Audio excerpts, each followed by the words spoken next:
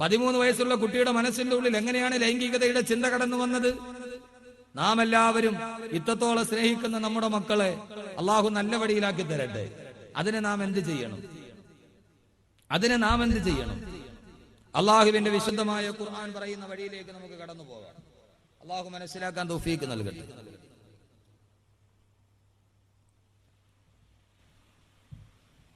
നമ്മുടെ മക്കൾ നന്നാകണമെന്ന തോന്നൽ നമുക്ക് എപ്പോഴാണ് ഉണ്ടാകേണ്ടത്?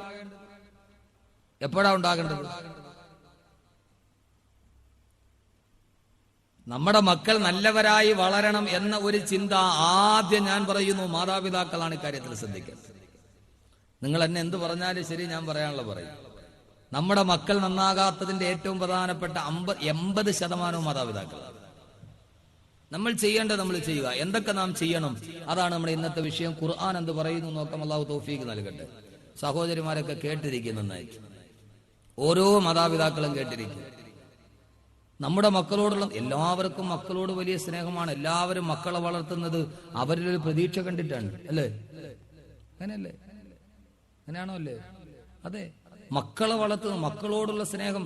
ആദരവായ പ്രവാചകൻ പോലും മകൻ മരിച്ചപ്പോൾ കരഞ്ഞുപോയി എന്നാണ്. മരിച്ചപ്പോൾ കരഞ്ഞുപോയി എന്നാണ്.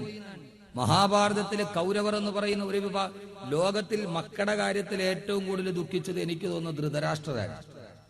കാരണം സ്വന്തം മക്കൾക്ക് ദൂ ചേർത്ത് പേരിടേണ്ടി വന്ന ചരിത്രത്തിലെ ഏകപിതാവ് ധൃതരാഷ്ട്രരാണ്. ദുര്യോധനൻ, ദുശാസനൻ. ദൂ എന്ന് ചേർത്താൽ തന്നെ ദുർഭാഗ്യത്തിന്റെയും ദുർമാർഗത്തിന്റെതുമാണ്, അല്ലേ? ദൗർഭാഗ്യശാലി, ദുർമാർഗി എന്ന് പറയും പോലെ തനിക്കുണ്ടായ 101 മക്കൾക്കും ദൂ ചേർത്ത് പേരിടേണ്ടി വന്ന ചരിത്രത്തിലെ ഏകപിതാവ് ധൃതരാഷ്ട്രരാണ്. എങ്കിലും ആ പുത്രരോടുള്ള വല്ലാത്ത സ്നേഹമാണ് ധൃതരാഷ്ട്രരെ അന്ധനാക്കി മാറ്റിയത്. നമ്മൾ പറയുന്നത് ധൃതരാഷ്ട്രാലിംഗനം എന്ന് പറയുന്ന മാതിരി തന്റെ മക്കളോടുള്ള അദമ്യമായ സ്നേഹമാണ് സഹോദര മക്കളായ പാണ്ഡവരെ വനവാസത്തിലൂടെ ധൃതരാഷ്ട്രരെ പ്രേരിപ്പിച്ചത്.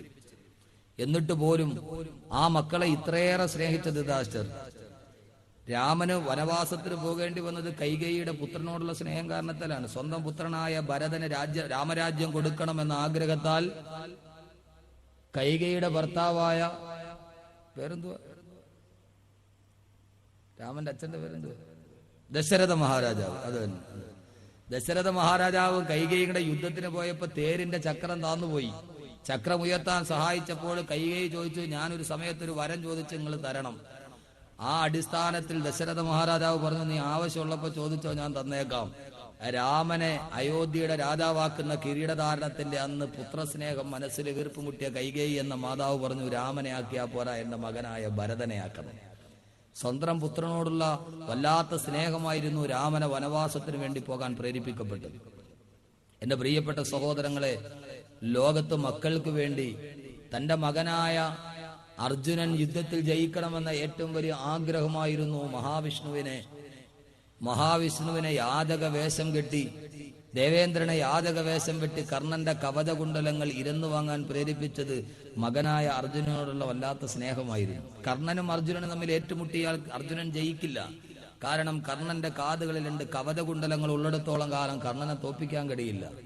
അവസാനം സാക്ഷാൽ ദേവേന്ദ്രൻ എന്തു ചെയ്തു എന്നറിയുമോ? യാചകന്റെ വേഷം കെട്ടി കർണന്റെ മുമ്പിൽ പോയി കവചകുണ്ടലങ്ങൾ എരന്നു വാങ്ങി തന്റെ മകനെ ജയിക്കാൻ വേണ്ടി സഹായിച്ചു. മഹാഭാരതത്തിൽ മക്കളോടുള്ള കഥ, ദ്രോണൻ എന്ന് പറയുന്ന ഏറ്റവും വലിയ സായുധശാലി ഉണ്ടായിരുന്നു. ദ്രോണൻ യുദ്ധം ചെയ്തുകൊണ്ട് നീങ്ങുമ്പോ ദ്രോണരെ തളയ്ക്കാൻ ഒരു മാർഗവും കാണാതെ ദ്രോണർക്കൊരു മകനുണ്ട്, അശ്വത്ഥാമാവ് മരിച്ചു എന്ന് പറഞ്ഞാൽ പുത്രനോടുള്ള സ്നേഹം കാരണത്താൽ ദ്രോണര് തളർന്ന് താഴെയിരിക്കുന്ന ദ്രോണരെ വധിക്കാൻ എളുപ്പമാണ് എന്ന് പറഞ്ഞ അവർ വിളിച്ചു പറഞ്ഞു, അശ്വത്ഥാമാവ് കൊല്ലപ്പെട്ടു എന്ന് വിളിച്ചു പറഞ്ഞപ്പോൾ മകൻ മരിച്ചു എന്ന് തളർന്നിരുന്ന ദ്രോണരെയാണ് അർജുനൻ അമ്പെയ്ത് കൊന്നത് എന്ന് മഹാഭാരതം. ലോകത്തെവിടെ നോക്കിയാലും പുത്രസ്നേഹത്തിന്റെ 1000 ശേഷിപ്പുകൾ നാം കാണുമ്പോൾ, എന്റെ പ്രിയപ്പെട്ട ചെറുപ്പക്കാരോട്, എന്റെ ശബ്ദം കേൾക്കാനെത്തിയ എന്റെ പ്രിയപ്പെട്ട യുവാക്കള് ധാരാളമുള്ള ഈ സദസ്സിൽ ഞാൻ ഓർമ്മിപ്പിക്കുകയാണ്, നമ്മുടെ മക്കൾ നല്ലവരായി വളരണമെങ്കിൽ ആ ചിന്ത നമുക്കെപ്പോഴുണ്ടാകും. എപ്പോഴാ ഉണ്ടാകണ്ടേ? നമുക്ക് സാധാരണ അള്ളാഹുവേ എന്റെ മകൻ നന്നാവണമെന്ന് തോന്നണം എപ്പോഴാ? 10-20 വയസ്സായി, അവൻ ഒരു ഉച്ചയായപ്പോ സന്ധ്യയായപ്പോ 2 കോട്ടറൊക്കെ അടിച്ച് പയ്യെ 2 കാലി വന്ന് ഇങ്ങനെ ആടി വന്നിട്ട് ഉമ്മാന്ന് വിളിച്ചപ്പോഴാണ് മാ കൂടുതൽ ഉമ്മാക്ക്. നമ്മുടെ മകൻ വഴിതെറ്റിപ്പോയി, നമ്മൾ ഇവൻ ഒരു 8 കോട്ടറൊക്കെ അടിച്ച് പയ്യെ വന്ന് ഉമ്മാന്ന് വിളിച്ചപ്പോ പതിവില്ലാത്ത പോലെ ഉമ്മാക്കൊരു 3-4 മാ കൂടുതൽ. അങ്ങനെ എന്നാ പടച്ചവനെ ഇവൻ ഇങ്ങനെ ആയി പോയല്ലോ അള്ളാഹു, ഇവൻ വഴിതെറ്റിപ്പോയല്ലോ പടച്ചവനെ, ഇനിയിപ്പോ ഇവൻ എങ്ങനെ നന്നാക്കും? ഏതായാലും കബീർ മുസ്ലിയാർ കണ്ടംകുളത്തിന്റെ എന്തോ കണ്ടംകുഴിയാ, കണ്ടംകുളത്തിൽ ഏഹിവല്ലോ, ആ കണ്ടംകുളത്ത് വാതിന് വരുന്നുണ്ട്. ഉസ്താദെ ഒരു 100 രൂപ എന്റെ മോനൊന്ന് നന്നാവാൻ വേണ്ടി ദുആ ചെയ്യണം. നമുക്ക് ഏറ്റവും അവസാനം മക്കളെ കുറിച്ച് ചിന്ത വരുന്നത് എപ്പോഴാ? അവരെല്ലാവരും ലോകത്ത് അവരുടെ വഴിതെറ്റി മാറുമ്പോ ഇനി ഇവനെ എന്ത് ചെയ്യുമെന്ന് ആലോചിച്ചിരിക്കുന്നവർ അല്ല സഹോദരങ്ങളെ. അള്ളാഹുവിന്റെ വിശുദ്ധമായ ഖുർആൻ പറയുന്നത് കേൾക്കുക. നിന്റെ മക്കൾ നല്ലവരായി വളരണമെങ്കിൽ അവർ ദുസ്വഭാവികളാകാതെ നീ ആഗ്രഹിച്ചതുപോലെ വരണമെങ്കിൽ അള്ളാഹുവിന്റെ ഖുർആൻ പറയുന്നത് കേൾക്കുക. അള്ളാഹു പറയുന്നു ഹുവല്ലദീ ഖലഖലകും മിൻ നഫ്സിൻ വാഹിദ വജഅല മിൻഹാ സൗജഹാ ലിയസ്കുന ഇലൈഹാ. അല്ലാഹു പറയുകയാണ് മക്കളെ കുറിച്ച്. എന്റെ ശബ്ദം കേൾക്കാനെത്തിയ എന്റെ പ്രിയപ്പെട്ട സഹോദരങ്ങളോട്, ഓരോ മാതാപിതാക്കളോടും നാളെ ഭാവിയുടെ പ്രതീക്ഷയായി മക്കളെ വളർത്തുന്ന, നാളെ ജീവിതത്തിന്റെ സായാഹ്ന ഘട്ടത്തിലെ മക്കളെ കൈപിടിച്ച് നടക്കാമെന്ന് ആഗ്രഹിക്കുന്ന എന്റെ ഓരോ മാതാപിതാക്കളും അങ്ങനെയാണ് മക്കളെ വളർത്തുന്നതെങ്കിൽ എന്റെ പ്രിയപ്പെട്ട സഹോദരങ്ങളെ, ആ സന്താനങ്ങൾ വളരേണ്ട സാഹചര്യം എന്താ? അള്ളാഹുവിന്റെ വിശുദ്ധ ഖുർആൻ മക്കളെ വളർത്തേണ്ട കാര്യം പറയുമ്പോ അള്ളാഹു ആദ്യം പറയുന്നത് എന്താണെന്നറിയുമോ? ഹുവല്ലദീ, അള്ളാഹു ആണെന്ന് നിങ്ങൾക്കറിയുമോ? ഖലഖകും മിൻ നഫ്സിൻ വാഹിദ, അള്ളാഹുവാണ് ഒരൊറ്റ ശരീരത്തിൽ നിന്ന് നിങ്ങളെ സൃഷ്ടിച്ചത്. ഒരാണിൽ നിന്നും ഒരു പെണ്ണിൽ നിന്നുമാണ് അള്ളാഹു നിങ്ങളെ സൃഷ്ടിച്ചത്. അള്ളാഹു ഒരു മനുഷ്യന്റെ തുടക്കം മുതൽ ഖുർആന്റെ ഒറ്റായത്തിൽ പറയുകയാ, ഒരു മാതാവിന്റെയും ഒരു പിതാവിന്റെയും മകനായിട്ട് നീ ഭൂലോകത്ത് വന്നതാ. അവിടെ നിന്ന് നീ നേരെ ജീവിതം തുടങ്ങുമ്പോ അള്ളാഹു പറയുന്നു നീ ഒറ്റയ്ക്ക് ജീവിക്കുകയാണ്. നിന്റെ ബാല്യം കഴിഞ്ഞു, കൗമാരം കഴിഞ്ഞ് നിന്റെ യുവത്വം എത്തുമ്പോ അള്ളാഹു പറയുന്നു മോനെ നീ ഒറ്റയ്ക്ക് ജീവിച്ചാൽ പോരാ, ഈ ജീവിതത്തിൽ നീ ഒറ്റയ്ക്ക് നടന്നാൽ പോരാ. അല്ല പറയുന്നു ഓരോ പുരുഷനും ഒരു ഇണയുണ്ടാകണം, ഓരോ പെണ്ണിനും ഒരു തുണയുണ്ടാകണം. അല്ല പറയുന്നു വജഅല മിൻഹാ സൗദഹാ വജഅല മിൻഹാ സൗദഹാ. അല്ല പറയുകയാണ് ഓ മനുഷ്യ, നിനക്ക് ഞാൻ വിവാഹത്തിന് വേണ്ടി ഒരു ഇണയെയും തെരഞ്ഞെടുത്തു തരികയാ. എന്റെ ശബ്ദ സേവിക്കാൻ ഇവിടെ തടിച്ചുകൂടി എന്റെ പ്രിയപ്പെട്ട സഹോദരങ്ങളോട്, ആരുടെയെങ്കിലും മക്കളുടെ ദുസ്വഭാവം കാരണത്താൽ നിങ്ങൾ ബുദ്ധിമുട്ടുന്നുണ്ടോ? ആരുടെയെങ്കിലും മനസ്സിലെ മക്കളെ ഏറ്റവും വലിയ കണ്ണീരായി പടർന്നു കയറുന്നുവോ? ആ സമയത്ത് നിങ്ങൾ ഓർക്കുക, നിങ്ങളുടെ നിക്കാഹ് എവിടെ വെച്ചാണ് നടന്നത്? നിങ്ങളുടെ വിവാഹം എവിടെ വെച്ചാണ് നടന്നത്? ഓ വിവാഹം നടന്ന സ്ഥലമെന്നോർത്ത് നോക്കുക. എന്റെ പ്രിയപ്പെട്ട സഹോദരങ്ങളെ, ഞാൻ പറയുന്നത് അള്ളാഹുവിന്റെ വാക്കുകളാണ്. ഈ മനുഷ്യനെ സൃഷ്ടിച്ച അവനെ ജീവിതത്തിന്റെ സന്മാർഗത്തിന്റെ പാന്താവ് തുറന്നു തന്ന അള്ളാഹു അടുത്തതായി മക്കളെ പറയുന്നതിന് മുമ്പ് അള്ളാഹു ആദ്യം പറയുന്നത് എന്താണെന്നറിയുമോ? കല്യാണത്തെ കുറിച്ചാണ്, നിക്കാഹിനെ കുറിച്ചാ. അല്ല പറയുന്നത് എന്താണെന്നറിയുമോ? വജഅല മിൻഹാ സൗദഹാ. ഓ മനുഷ്യ, നിനക്ക് ഞാനൊരു ഇണ തന്നില്ലയോ എന്ന് പറഞ്ഞാൽ അതിന്റെ അർത്ഥം എന്താണെന്നറിയുമോ? നമ്മുടെ മക്കളെ കുറിച്ചുള്ള ചിന്ത പ്രസവം മുതൽ തുടങ്ങിയാ പോരാ, നിന്റെ ഭാര്യ ഗർഭിണിയാകുമ്പോൾ തുടങ്ങിയാ പോരാ, നിന്റെ സന്താനങ്ങൾ നന്നാകണമെന്ന ആഗ്രഹം നിന്റെ നിക്കാഹ് നടക്കുന്ന ആ സമയം മുതൽ ഉണ്ടാകണമെന്ന് അള്ളാന്റെ വിശുദ്ധ ഖുർആൻ. എന്നല്ലേ ഈ ആയത്തിന്റെ അർത്ഥം സഹോദരാ? അള്ളാഹു അടുത്തത് മക്കളെ കുറിച്ചാണ് പറയുന്നത്. ആ മക്കൾക്ക് വേണ്ടി ചെയ്യേണ്ട കാര്യങ്ങളാണ് പറയുന്നത്. അതിനു മുമ്പ് ആദ്യം അള്ളാഹു പറയുന്നത് എന്താ? വിവാഹം എന്ന് പറഞ്ഞാൽ ഇതൊരു കളിതമാശയല്ല. നിക്കാഹ് എന്ന് പറഞ്ഞാൽ ഇതൊരു ചടങ്ങ് മാത്രമല്ല, എവിടെയെങ്കിലും നടക്കുന്ന ആഭാസം മാത്രമല്ല. അങ്ങനെയാണല്ലോ കാട്ടിയത്. അള്ള പറയുന്നു നിക്കാഹ് എന്ന് പറയുന്നത് ഒരു തലമുറയുടെ തുടക്കമാണ്. നിനക്ക് കുഞ്ഞുങ്ങൾ ഉണ്ടാകുന്നതിന്റെ തുടക്കമാണ് നിന്റെ വിവാഹം. ആ വിവാഹം പവിത്രമാകണേ, ആ വിവാഹം പവിത്രമായ സ്ഥലത്ത് വെച്ചാകണേ, ആ വിവാഹം നീ നല്ല രീതിയിൽ നടത്തണേ എന്ന് അള്ളാന്റെ വിശുദ്ധ ഖുർആൻ. എന്ന് പറഞ്ഞാൽ അതിന്റെ അർത്ഥം എന്താ? അള്ളാന്റെ റസൂല് വിവാഹത്തിന്റെ കാര്യത്തിൽ രണ്ട് കാര്യമാണ് ശ്രദ്ധിക്കാൻ പറഞ്ഞത്. ഒന്ന്,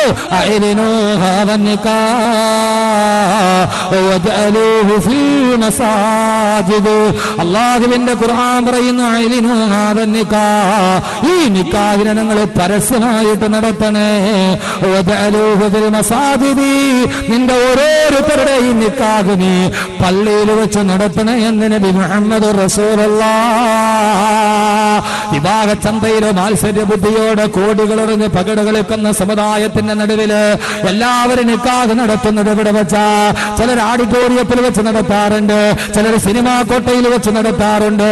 എല്ലാ ആവാസങ്ങളുടെ നടുവില് ഇന്ത്യൻ ഉരുക്ക് വ്യവസായി ലക്ഷ്മി മിത്തലിന്റെ പെണ്ണിനെ കെട്ടിച്ചപ്പോ മകളുടെ കല്യാണത്തിന് ഒരു നേരം എടുക്കാനുള്ള സാരിക്ക് 40 ലക്ഷം രൂപ വിലയാണെങ്കിൽ ആർഭാടങ്ങൾ വലിച്ചെറിഞ്ഞ് ലോകത്തിന്റെ ആഭാസങ്ങളുടെ ഹറാമുകളുടെ നടുവിൽ വെച്ച് നിക്കാഹ് നടത്തുമ്പോ എന്റെ സഹോദര, ഈ വാക്ക് നിങ്ങൾ എങ്ങനെ പരിഗണിച്ചാലും കുഴപ്പമില്ല, എങ്ങനെ ഭരിച്ചാലും കുഴപ്പമില്ല.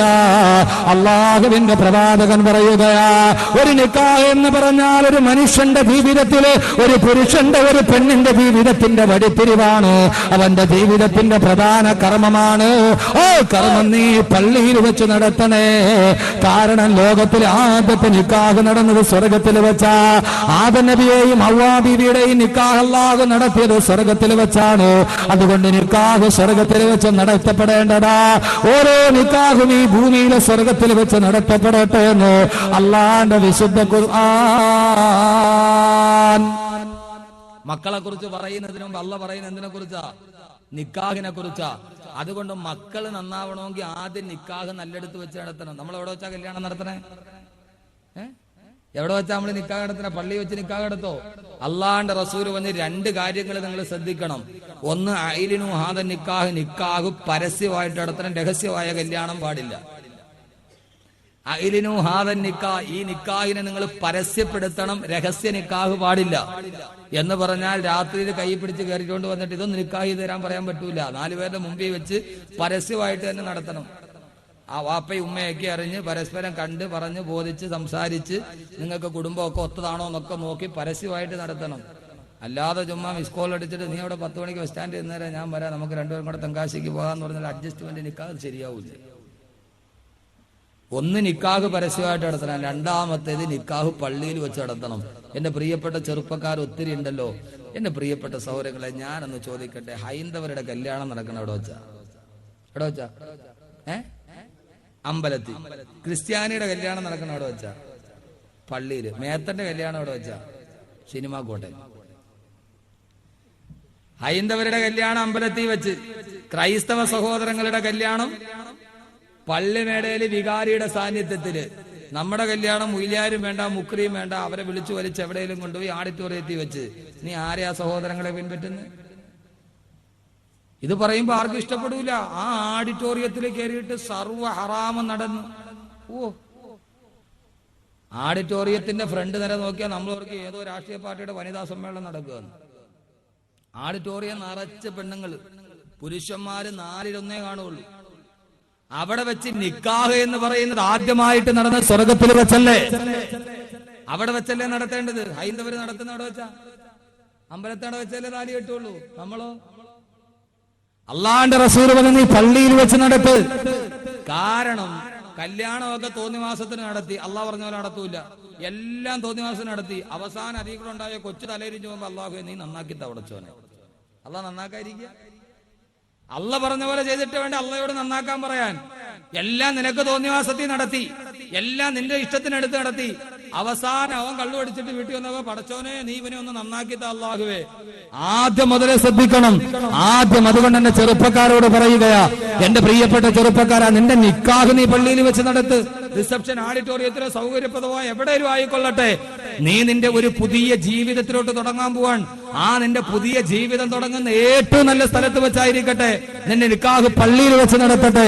എന്റെ പ്രിയപ്പെട്ട സഹോദരങ്ങളോട് ഞാൻ പറയുകയാ, എന്ത് ലാഭമാ നിനക്ക് കിട്ടുന്ന നിക്കാഹ് ഓഡിറ്റോറിയത്തിൽ വെച്ച് നടത്തിയിട്ട്? അതുകൊണ്ട് നിക്കാഹ് സുന്നത്തായിട്ട് പള്ളിയിൽ വെച്ച് നടത്തി. ഇൻഷാ അല്ലാഹ് തീരുമാനമെടുക്കും. എന്റെ നിക്കാഹ് ഞാൻ പള്ളിയിൽ വെച്ച് നടത്തും. തീരുമാനമെടുക്കും. തീരുമാനമെടുക്കാൻ പറ്റുമോ? പറ്റുമോ? ഇൻഷാ അല്ലാഹ് പറയും. കളവന്മാരെല്ലാം കൂടെ ഇൻഷാ അല്ലാഹ് ഇനിയും കെട്ടാൻ പോണ.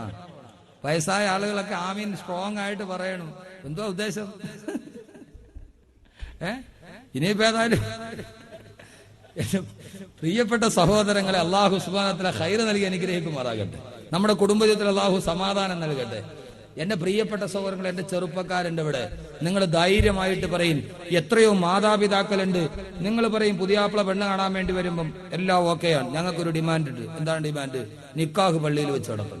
ഏതെങ്കിലും ഒരു ഉമ്മ പറയാൻ തയ്യാറുണ്ടോ? മാതാപിതാക്കൾ പറയും, ചെറുപ്പക്കാര് പറയും, ഇൻഷാ അല്ലാഹ് കല്യാണമൊക്കെ റെഡിയായി, എനിക്ക് എന്റെ നിക്കാഹ് പള്ളിയിൽ വെച്ച് നടന്നു. നിക്കാഹ് എന്ന കർമ്മം പള്ളിയിൽ വെച്ച് നടത്തി, ബാക്കി റിസപ്ഷനും മറ്റുമൊക്കെ ഓഡിറ്റോറിയങ്ങളായിക്കൊള്ളട്ടെ. ഇൻഷാ അല്ലാഹ് തയ്യാറല്ലേ? വളരുന്ന മക്കള് നന്നാവണമെങ്കിൽ എന്തു ആയിക്കോളാം, ഞാൻ എന്റെ കടമ നീയത്ത് വെക്കിയ സഹോദരങ്ങൾ ഇൻഷാ അല്ലാഹ് പറയും. വൃദ്ധന്മാരോട് മാതാപിതാക്കൾ പറയും, ഞങ്ങളുടെ മക്കളുടെ കല്യാണം, അത് മോളാകട്ടെ മോനാകട്ടെ, നിക്കാഹ് പള്ളിയിൽ വെച്ച് നടത്തണമെന്ന് പുതിയാപ്പിളയോട് പറയണം. അള്ളാഹു തൗഫീഖ് നൽകട്ടെ, അള്ളാഹു തൗഫീഖ് നൽകട്ടെ. അങ്ങനെ അള്ളാഹു പറഞ്ഞു, നിന്റെ വിവാഹം കഴിഞ്ഞു. എന്തിനാണ് ഈ വിവാഹം കഴിക്കുന്നത്? അള്ളാഹ് പറയുന്നു, ലിയസ്കുനു ഇലൈഹ, നിങ്ങളുടെ ജീവിതത്തിൽ സമാധാനം ഉണ്ടാവാൻ. സമാധാനപരമായൊരു ജീവിതം നടക്കാൻ പോവാൻ, ജീവിതം തുടങ്ങാൻ പോവാൻ. ശ്രദ്ധിച്ച് കേൾക്കണം, വലിയ വാദമൊന്നും പറയാനെ കൊണ്ട് വയ്യ. അതുകൊണ്ട് ഇത് കേട്ടിട്ട് ഇനി പ്രാവർത്തികമാക്കാൻ വേണ്ടി ശ്രമിക്കുക.